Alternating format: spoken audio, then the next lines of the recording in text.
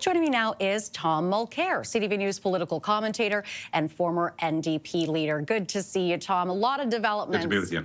You as well. A lot of developments in the last 24 hours. Tom, what are your thoughts? What does this signal about Canada's relationship with the United States? I'll go back to something that Mélanie Joly said earlier in the week. She said, look, this is going to have deep and lasting effects on Canada-U.S. relationships. For decades, there have been voices in the economic community saying, you know, we're too dependent on our relationship with the United States. But that was dismissed with, a shrug of the shoulders saying, yeah, well, what? The Americans, what do you think they're going to attack Canada? And guess what? They just did. And nobody was really ready for it, even though we had been warned about it for weeks and months. We didn't expect this to actually happen the way it did.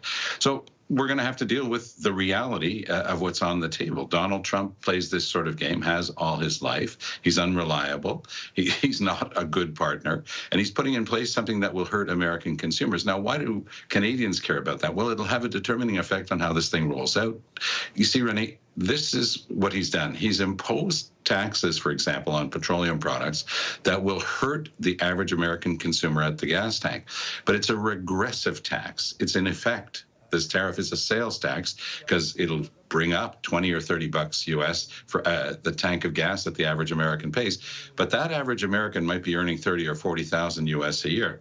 Somebody earning 30 or 40 million a year, they don't care about that. But for the average worker, that's a big change in their budget. And they're the ones who are being hit. But Donald Trump doesn't care about average American workers. He cares about rich people, and he's trying to find the money to finance the massive tax cuts that he wants to give to his rich buddies. So this is an American game playing out on Canadian soil. We've got some premiers like Doug Ford or David Eby, respectively, of Ontario and British Columbia, saying, oh, well, we're going to go after their alcohol sales in our liquor stores that belong to the province. That's fine, but it doesn't really amount to much.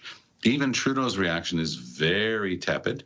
He's trying to take it one step at a time. It's very small what he's putting in there, even in relative terms. It's very small what Trudeau's announced, but he's a lame duck. They're in the middle of a leadership race for the Federal Liberal Party, and we're in the middle of an election in the province of Ontario, so it's extremely difficult. Every province is taking its own approach. I could say that in Quebec, predictably, they're turning to hydro. They're saying, look, we have this massive $150 billion plan to build out double our hydro capacity over the next decade or so. Let's just accelerate that because we're going to create a lot of jobs to replace. Quebec's number, and it's a serious number, is that 100,000 manufacturing jobs could be wiped out by these tariffs from the United States. So this is really serious stuff, and the provinces are doing their best. But right now, the feds, even though they've got good people around the table, aren't able to do too much. With regard to Poilievre saying he wants to bring back Parliament, well, the only thing he wants to do if he brings back Parliament is, of course, defeat the Liberals and maybe have his chance at an election. I don't think that they're going to be complying with that anytime soon. Now, in terms of Ottawa's response, I think it's pretty telling that it kept being delayed last night and pushed farther back. It gives sort of an idea of maybe what the conversations were like behind the scenes. What do you think of the way Canada is hitting back? Is it going far enough? Is it going too far? The key thing, and it was some of the premiers that mentioned it, they had been in their meeting with Prime Minister Trudeau, and they were talking about unanimity. I think that is the most important thing that Mr. Trudeau can do right now.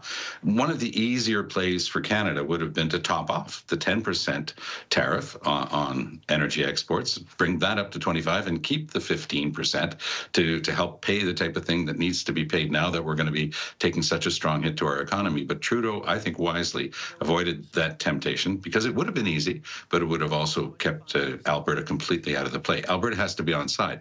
But think about what this is going to have as a lasting effect on Canada. When the Canadian government decided to force through, a pipeline to the West Coast, there was fighting with British Columbia, but it was eventually built. Now, the same type of thing is being looked at now more seriously than ever towards the Atlantic coast, towards, for example, to New Brunswick, but that would require it to traverse Quebec, which has invested heavily in green renewable energy. That would be a big fight. But if everybody's around the table pulling in the same direction, maybe that's the type of thing that could take place.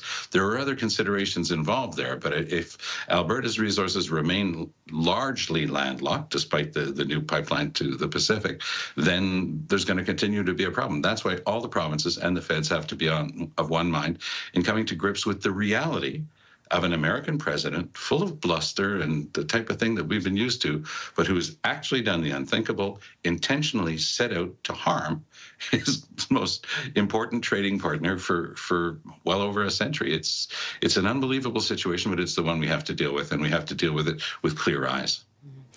That is our time. Tom Mulcair, good to have you with us as always. All the best.